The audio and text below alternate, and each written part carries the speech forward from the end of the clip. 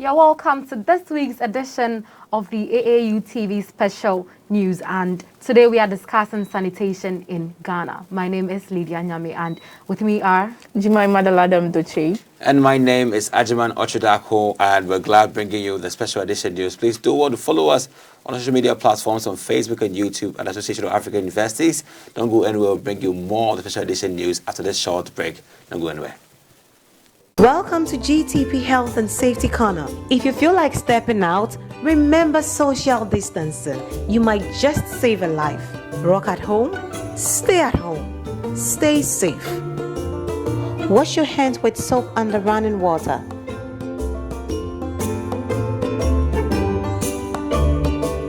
Spaced out but still in touch. Check in on your loved ones and stay safe.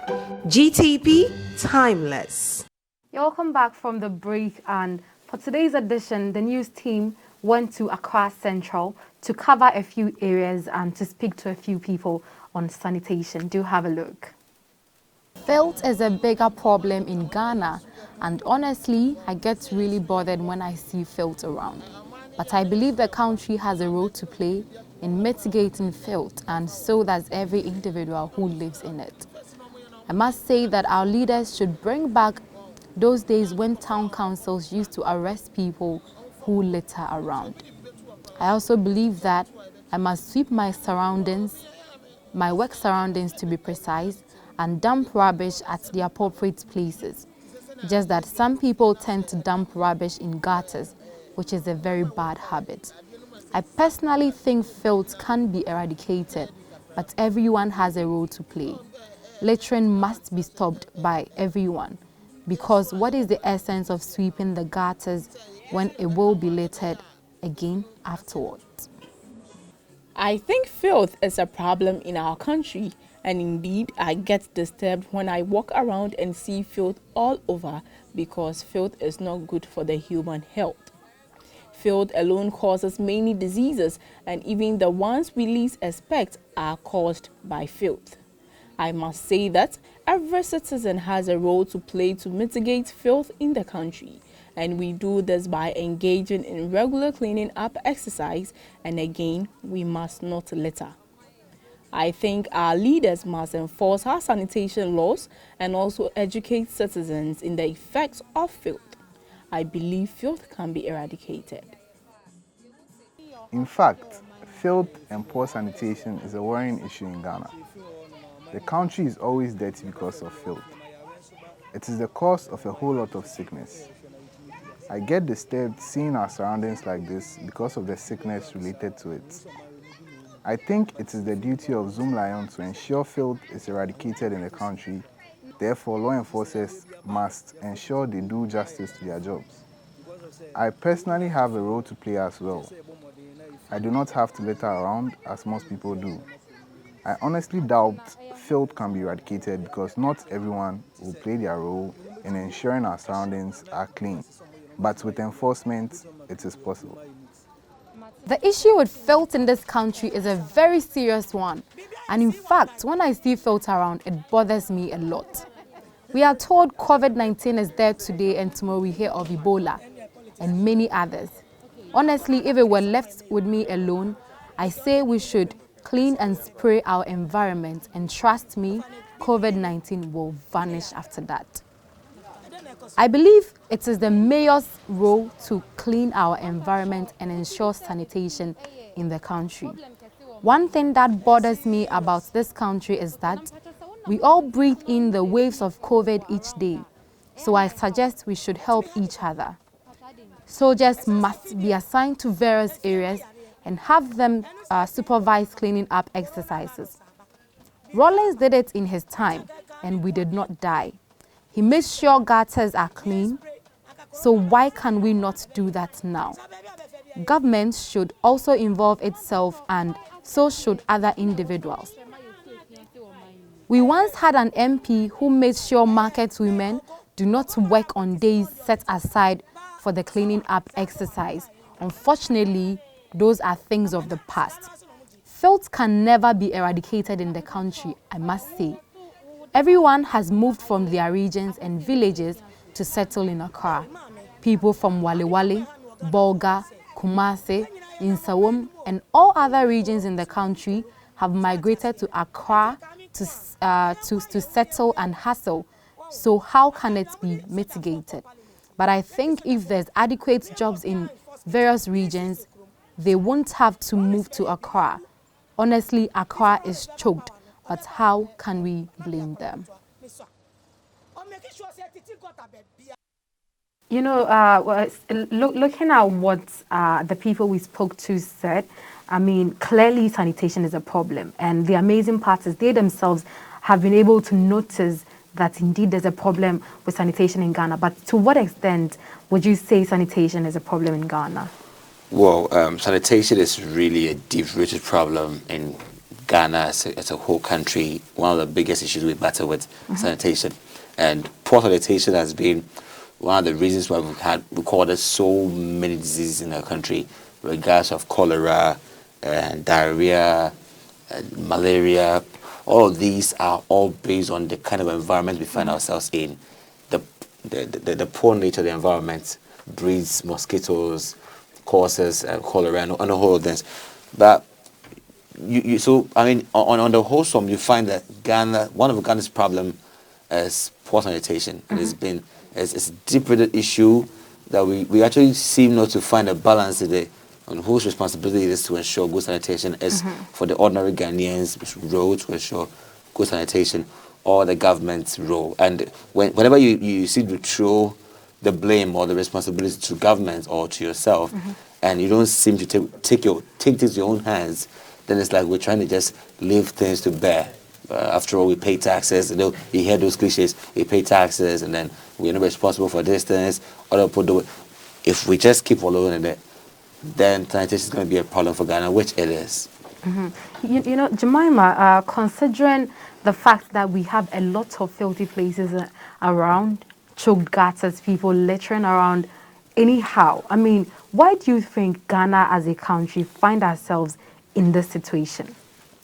I would start by saying that it's from the individual, because before then, even a research online shows that only 15% of Ghana's population, have sanitation facilities and services, and this is very bad. So those 15% of people, let's ask ourselves that, what are they doing differently that they have the sanitation facilities in their homes or around them, which is making them, do the right thing, actually help eradicate,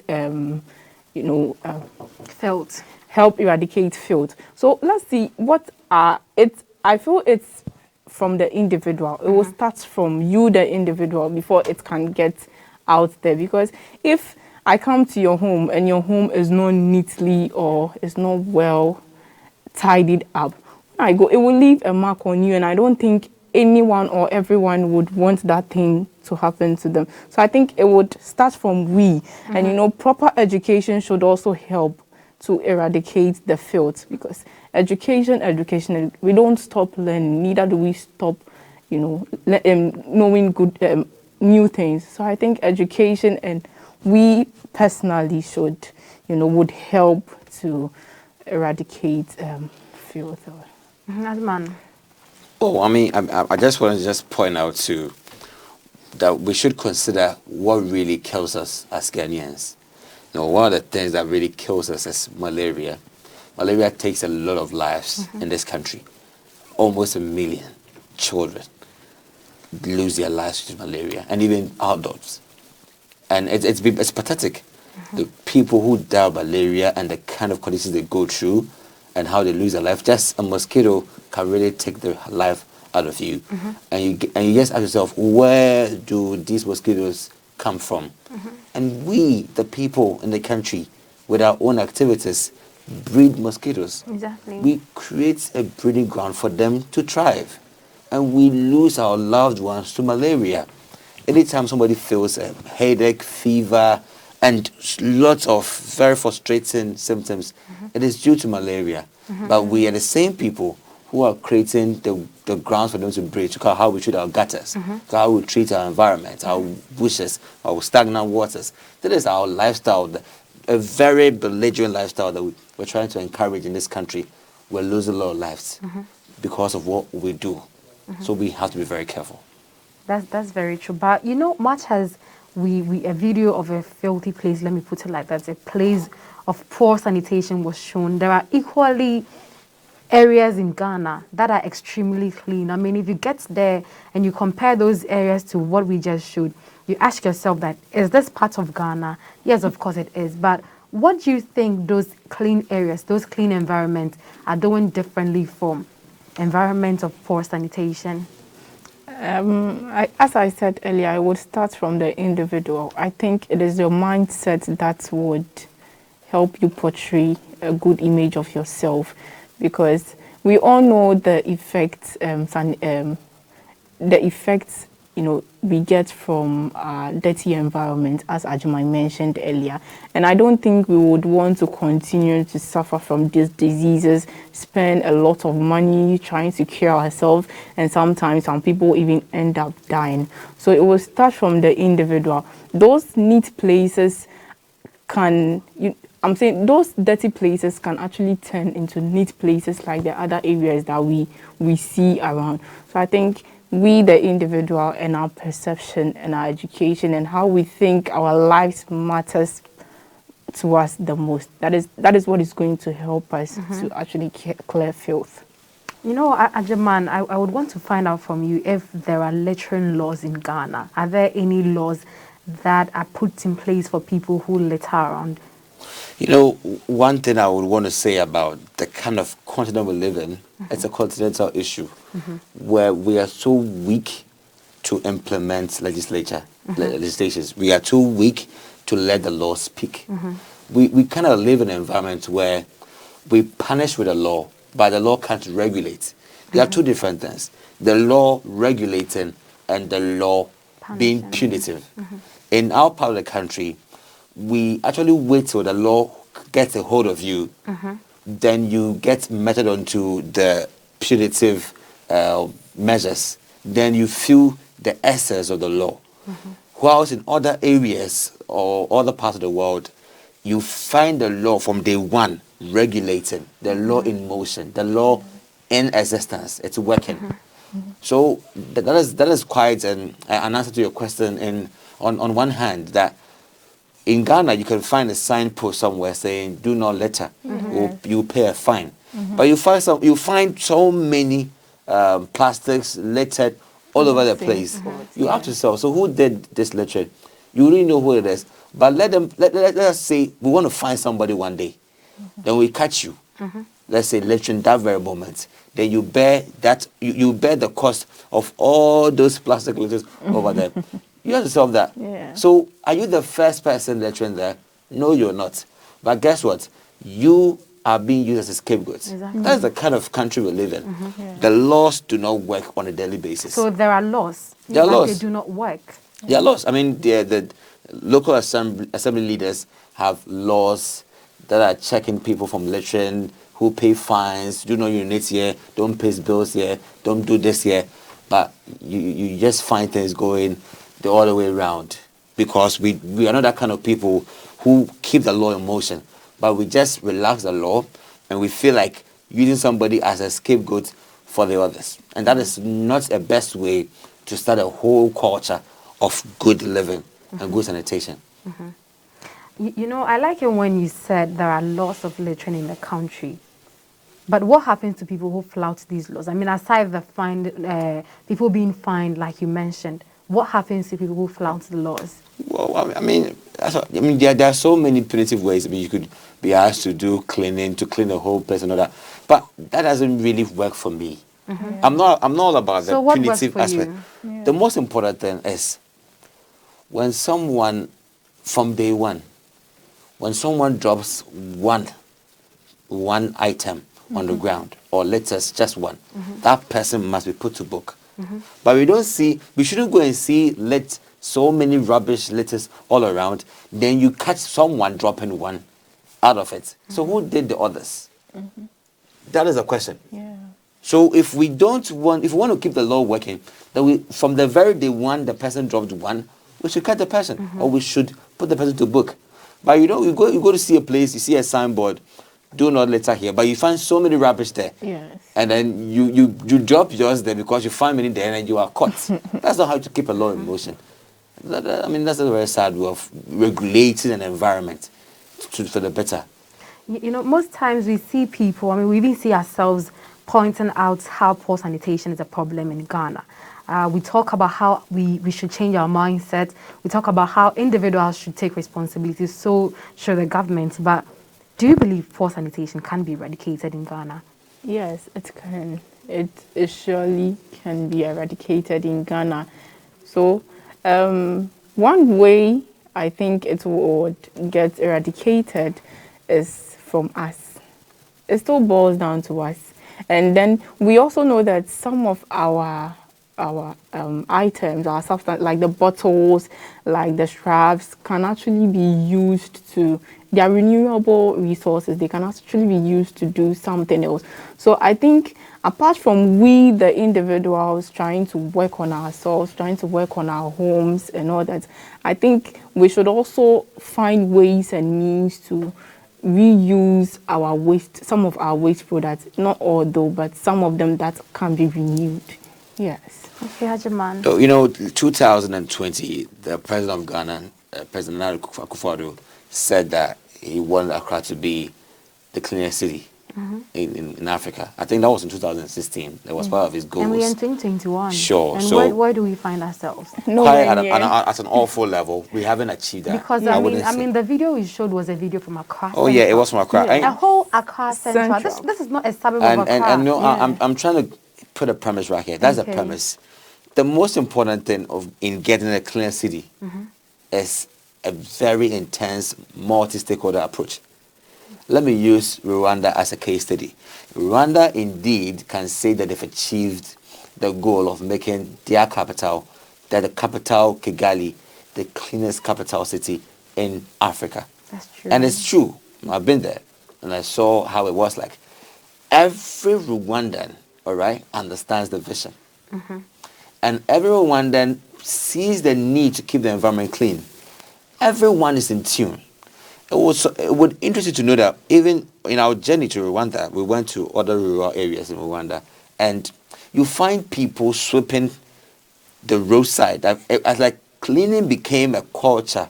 I don't know how His Excellency Paul Kagame did it. I don't know if he did it through, a social, consensual, motivational mode, or perhaps some other coercive way. I don't know what it was, but everybody understood the need to keep the whole place clean. You find people sweeping. And if you find in the city, if you drop a plastic, nobody would say anything to you. But you wouldn't come back and meet the plastic there. Like somebody was posted to just keep that area clean. And when you come back and there's no more there, you advise yourself, you wouldn't drop anything there again. Exactly. Yeah. This is the culture. You ask yourself, how can we do something like this in Ghana? Well, it starts from the people who create these waste. I mean, where do we find the most waste? Is it on the streets, in the markets? Where?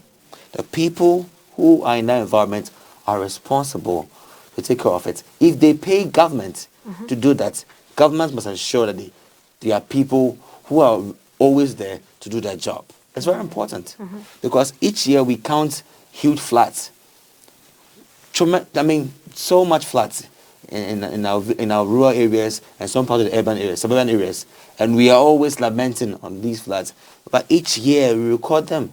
What are we doing about it? The same waste, plastic waste. I was surprised to know that over 2.5 million metric tons of raw plastic is imported into Ghana each year. 73% of this ends up as waste. And you ask yourself, look at how the gardens are choked and all that. All these wastes are imported. Could we have any policy to restrict or to ban plastics? Can we switch into paper bags? Because in Rwanda, they do paper bags.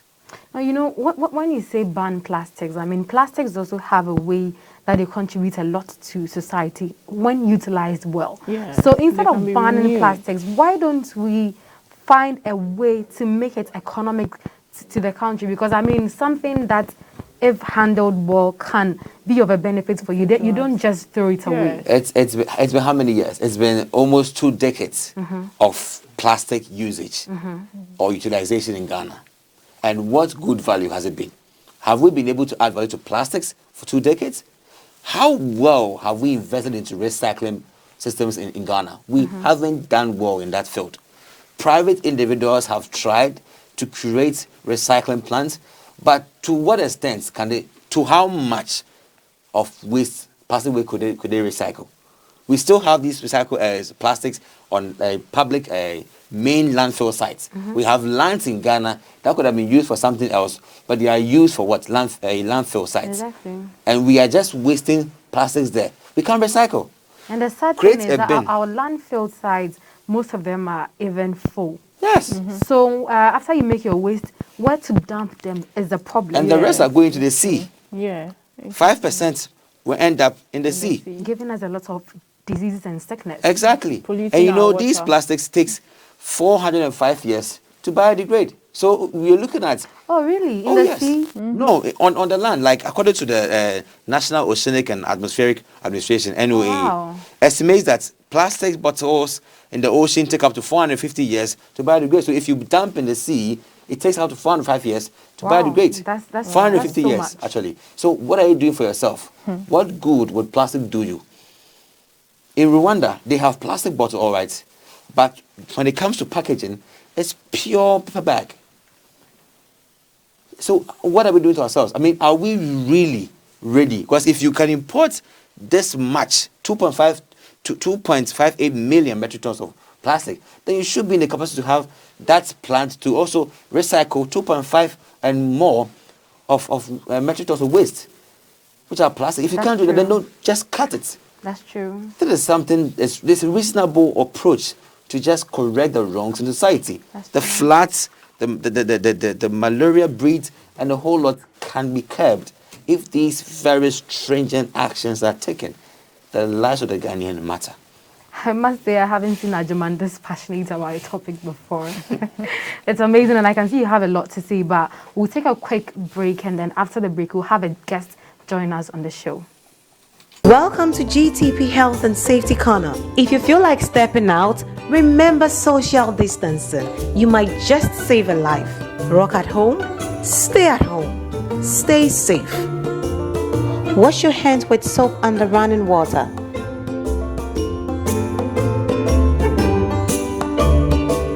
Spaced out but still in touch. Check in on your loved ones and stay safe.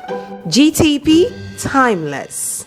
You're welcome back from the break, and as was said earlier, we'll be joined here by an amazing personality, and he is the CEO of the Kofi Goal 6 Foundation, a foundation founded to mobilize the youth towards sanitation event in Ghana, and he's in the person of Michael Kofi O. So Michael, thank you very much for joining us today. You're welcome. You know, I must say you are doing a really great job in the world of sanitation.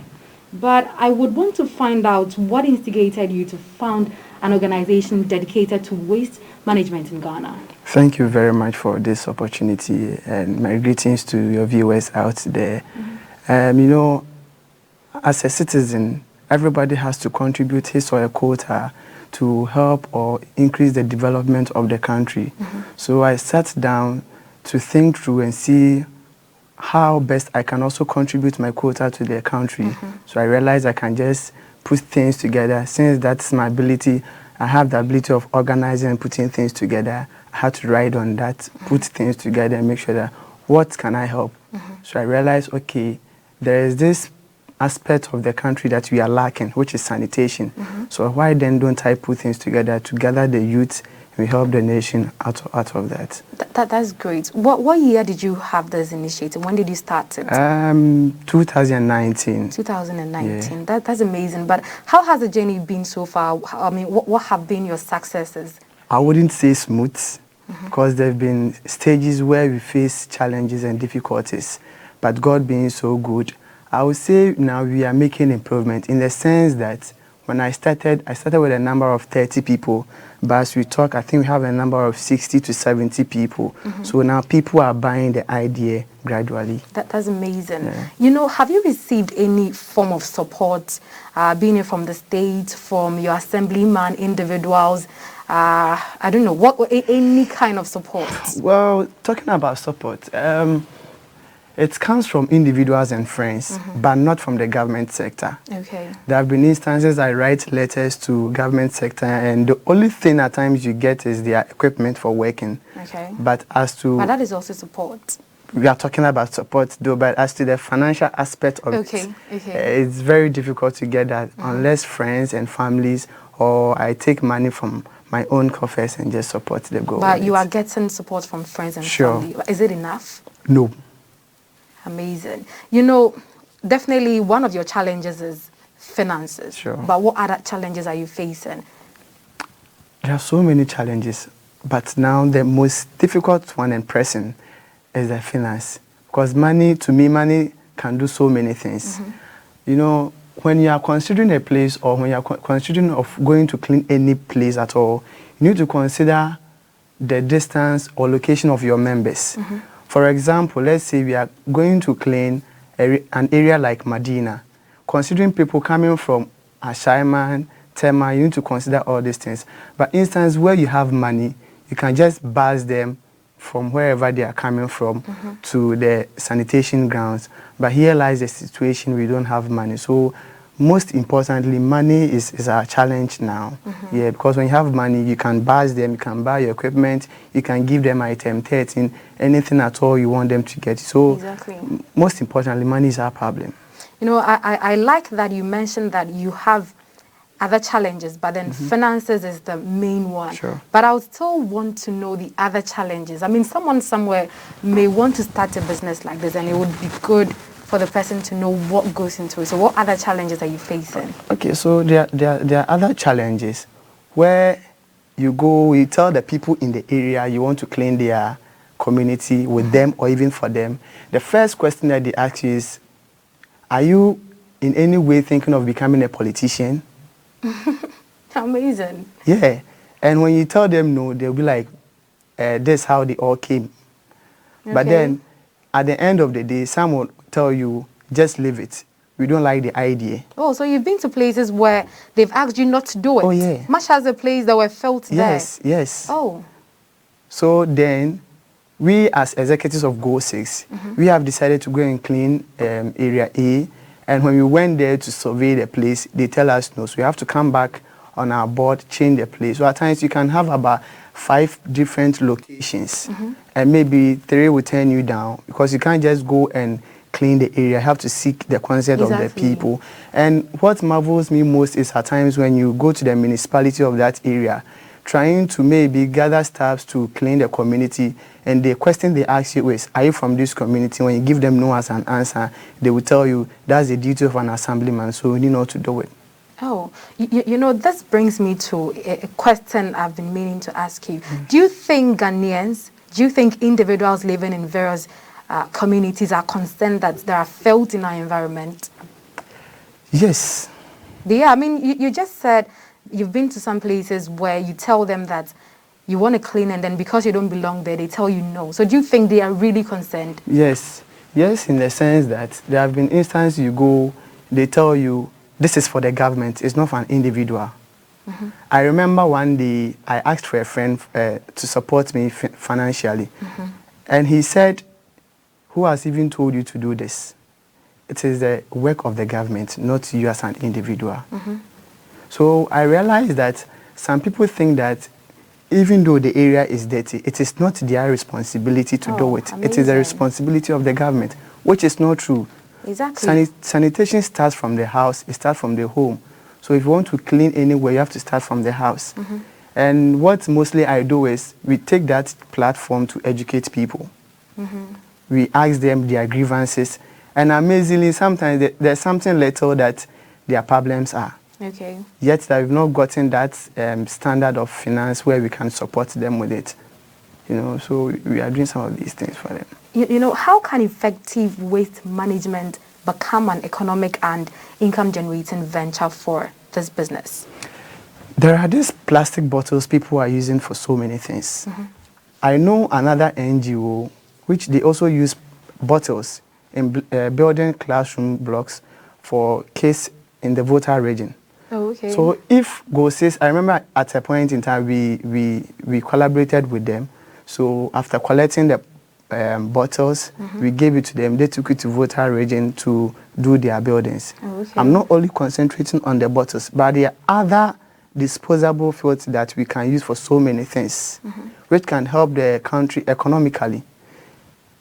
Economically wise, when you say we can use those plastic waste for so many things, I would want to know. You've mentioned one, but I'd be glad if you can enlighten us more on the things you can get out of these plastics. Okay, so I won't concentrate on the plastics alone. I'll talk about these polythenes and scraps. You know, scraps can be used for so many things. You have these guys going around picking up scraps and this metal stuffs. When they go out there, they melt it and use for so many things. There are other fields which can be recycled in doing things, like the polythenes. Polythenes, what I know, polythene cannot be recycled, right? But there are other petty things which can be recycled. So instead of, I watched a documentary where they had a bin which you have to put bottles.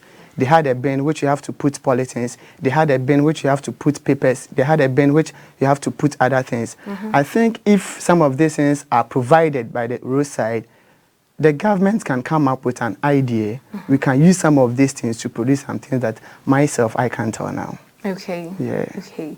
You were about to run us through the economic aspect of this waste. Yes.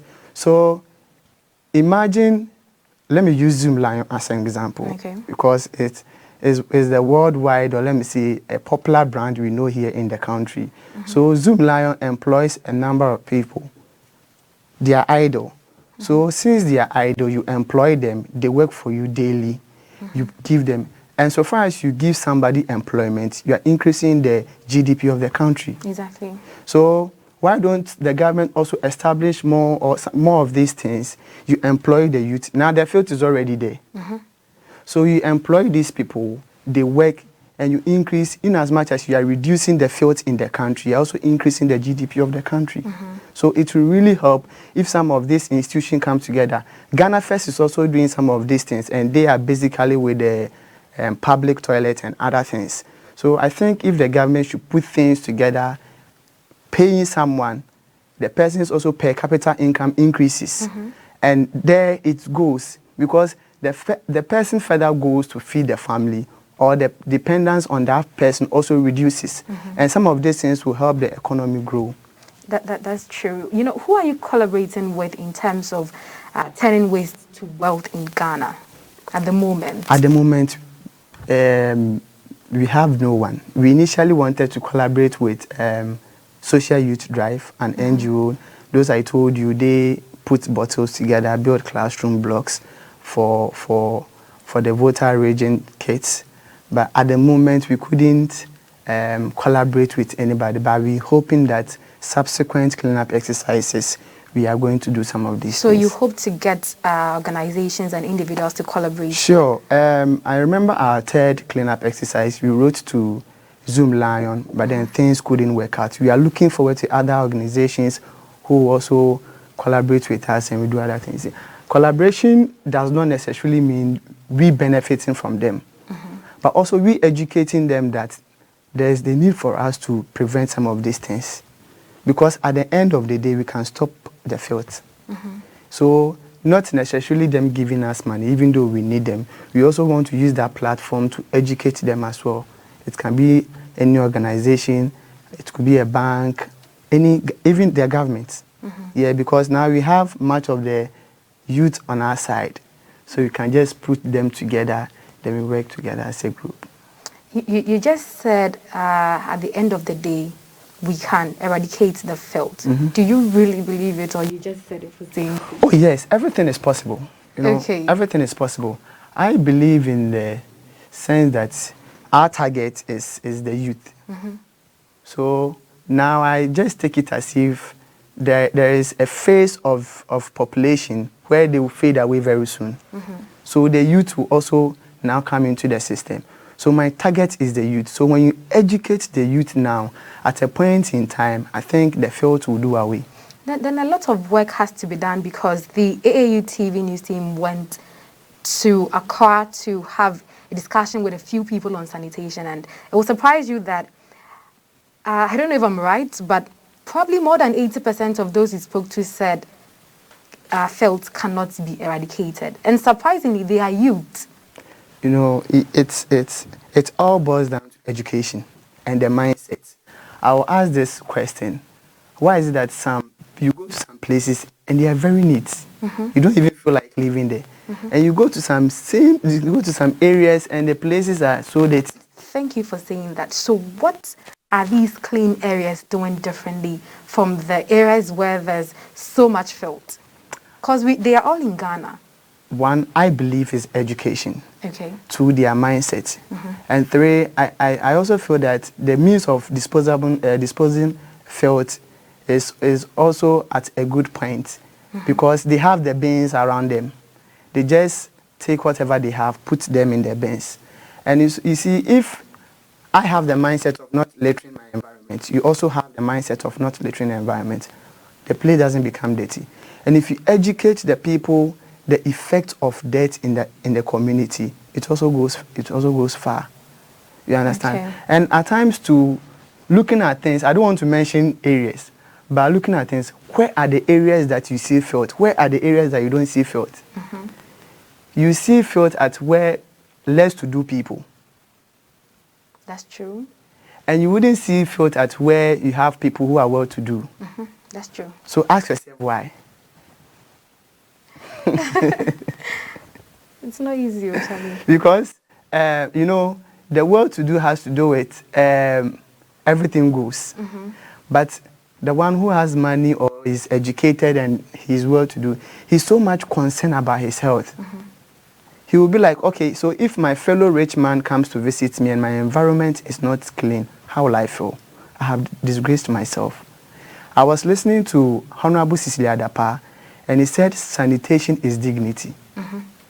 And it's true. If you see a madman who is not dressed well, do you go closer to him or her? No. But anyone who is dressed neat, you go, or you even wish to get closer to the person.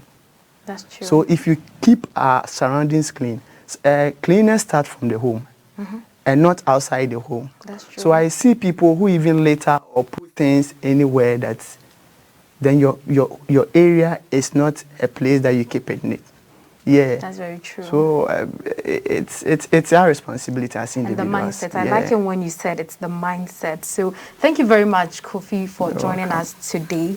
And we'll take a quick break, and then after the break, we'll wrap up the discussion. Welcome to GTP Health and Safety Corner. If you feel like stepping out, remember social distancing. You might just save a life. Rock at home, stay at home, stay safe.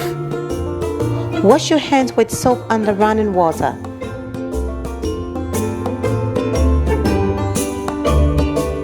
Spaced out but still in touch. Check in on your loved ones and stay safe.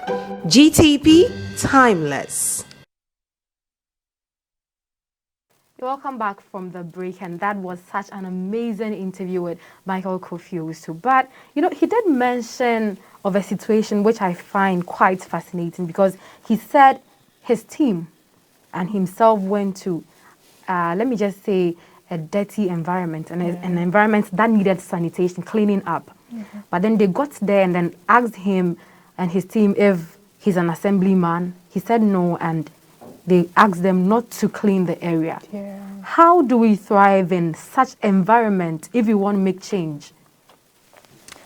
I would say the society actually, you know, stopping him, even though it's good, because there should be someone responsible. We have leaders in the society, so the leaders should actually do something about the sanitation problem. So they are wrong to have asked them to leave?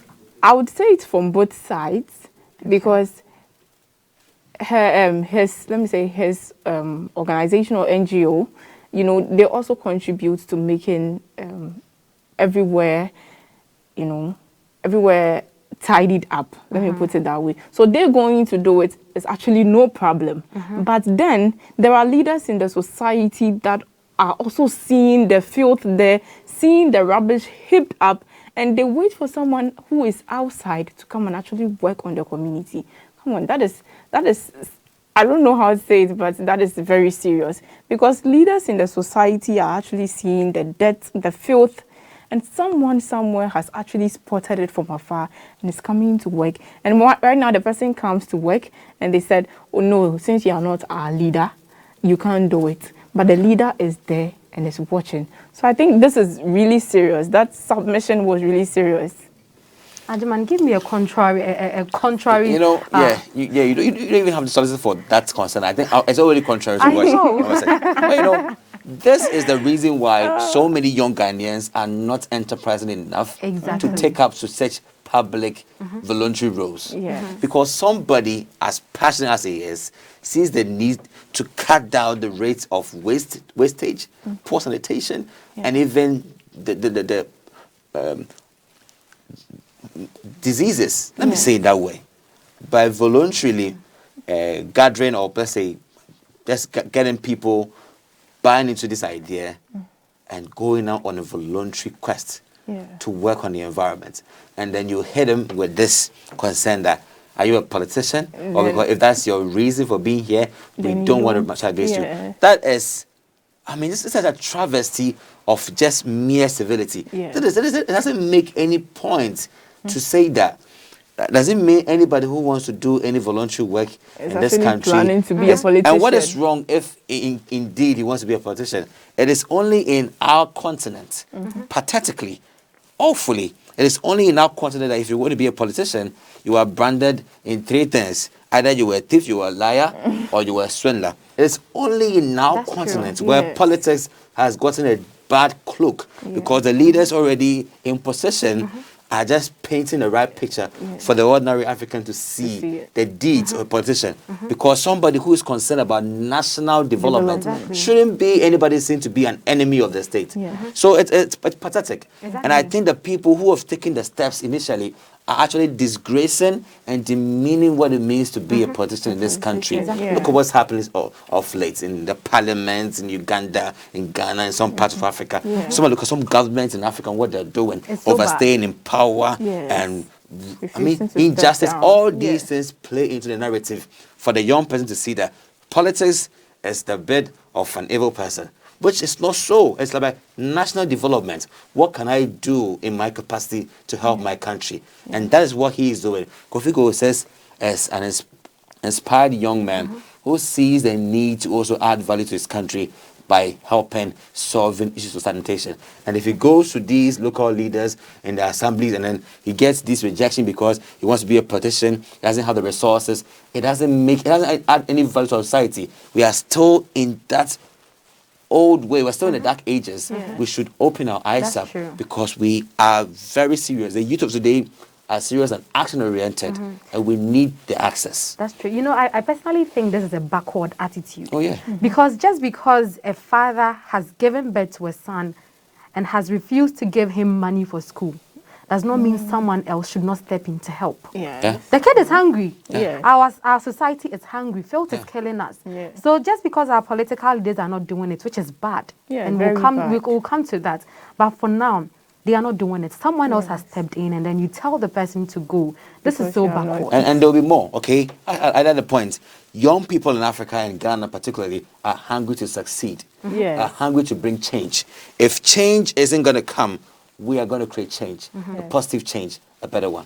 That's really, really great. And this is where we end today's edition. And thank you very, very much for watching us. Do expect more from us next week. My name is Lydia Nyame, and with me are Jimai Madaladem Duche. And my name is Ajiman Ochodako. I'm so glad you spent time with us, and keep watching AAU TV Midweek News and Special Edition. We'll be making more of the great news in Africa and more. Take care and have a nice day. Bye.